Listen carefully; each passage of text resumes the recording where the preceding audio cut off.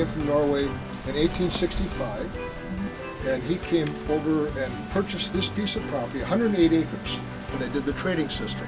550 bushel of sound potatoes.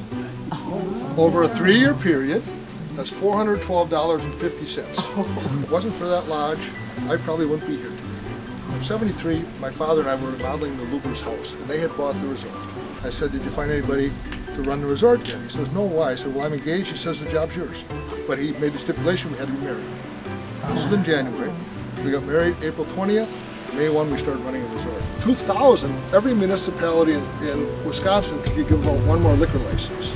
And I'd also applied for that for 24 years, even though one wasn't available. He says, Rody called me. I'm ready to sell. So we got the property and the liquor license all in the same year. So that's how Fred and Fuzzy started out in 2001.